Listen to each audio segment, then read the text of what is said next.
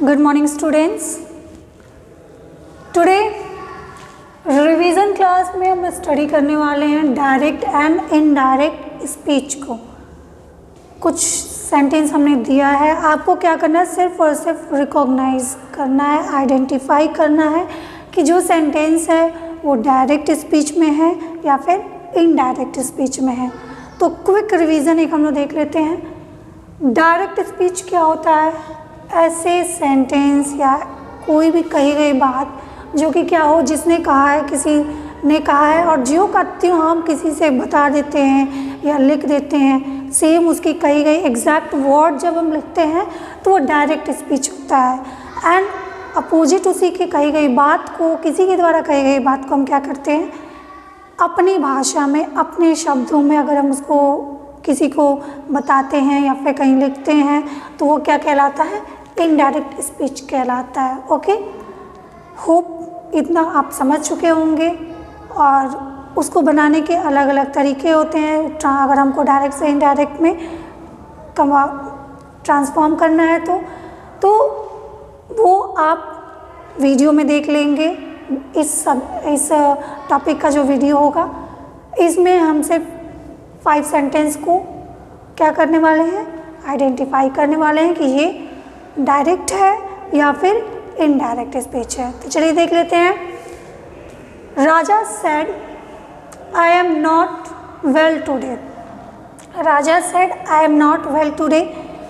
चलिए थोड़ा सा और इसको बता देते हैं कि डायरेक्ट स्पीच में क्या आया होता है, कॉमा आया होता है, इन्वर्टेड कॉमा आते हैं दोनों तरफ से, फुल स्टॉप तो हाँ दोनों में ही आते हैं। तो कॉमा, इन्वर्टेड कॉमा, ये दो चीज़ें क्या होते हैं, अगर आपको कुछ भी नहीं समझ में आ रहा तो ये अगर आप इतना जान लेते हैं कि ऐसी सेंटेंस जिसमें क्या आया हो, सैड लिखा हुआ हो, से लिखा हुआ हो, उसके बाद जस्ट कॉमा, या से टू हिम, कोई भी से टू हिम, से टू हर, उसके आगे या फिर किसी का नेम उसके आगे कॉमा, और देन इन्वर्टेड कॉमा में कोई सेंटेंस लिखा हो तो वो हमारा क्या होता है, डायरेक्ट स्पीच होता है। तो सेम ऐसे ही लिखा हुआ है, इसलिए ये डायरेक्ट स्पीच हुआ है।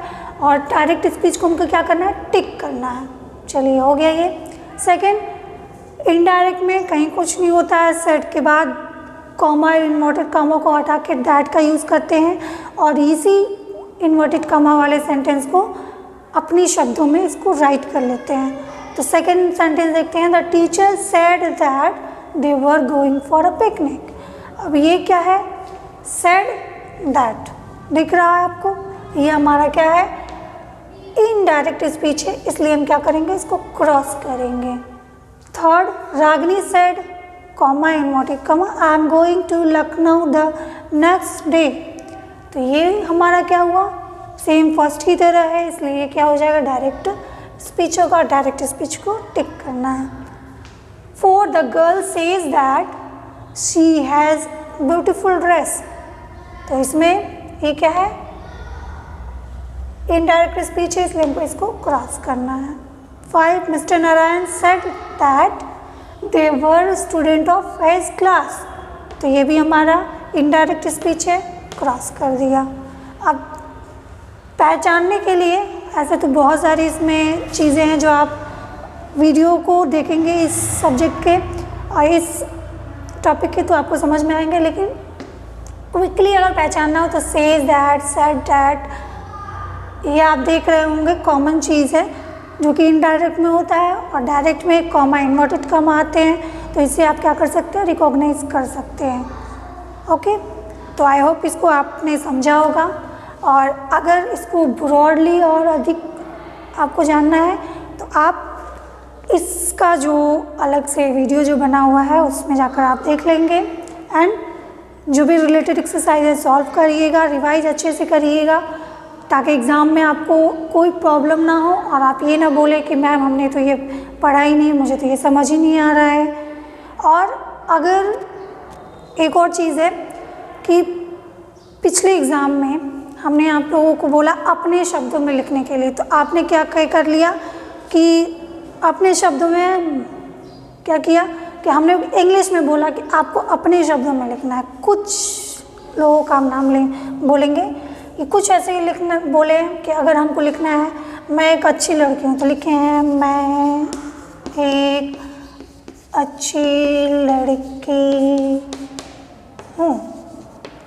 तो ये अपने शब्दों में नहीं है, ये टोटल गलत, ठीक है। तो ऐसा मत करिएगा। अपने शब्दों में लिखने का मतलब ये है कि ये डायरेक्ट और इनडायरेक्ट स्पीच से रिलेटेड हम बात नहीं कर रहे हैं। अगर कोई क्वेश्चन है और आपको बोला यार अपने शब्दों में लिखना है, इसका मतलब ये है कि इंग्लिश में ही लिखना है, लैंग्वेज आपकी इंग्लिश ही रहेगी। बस आप अगर चाहो तो उसको अपनी वे में अपने तरीके से लिख सकते हो। अगर उस क्वेश्चन का आंसर आपको हिंदी में पता है तो हिंदी में ही नहीं लिखना है। और ये तो कोई लैंग्वेज ही नहीं है, ये हिंदी में लिख सकते हैं मैं एक अच्छा लड़की हूँ या मैं एक अच्छा लड़का हूँ। अगर ये आपको लिखना है तो ये हिंदी में ही सही, हिंदी में सही है, लेकिन इस तरह लिख रहे हैं तो गलत है। और आप इंग्लिश में हिंदी का यूज़ नहीं कर सकते हैं। ओके, तो इस चीज़ को आप होप समझे होंगे एंड आगे से ट्राई करिएगा इस तरह की ब्लंडर्स ना हो आपसे। एंड रिवाइज तो इसको करना ही है। तो नेक्स्ट वीडियो में नेक्स्ट एक्सरसाइज के साथ प्रस्तुत होंगे। तब तक के लिए इसको स्टडी करिए। Thank you.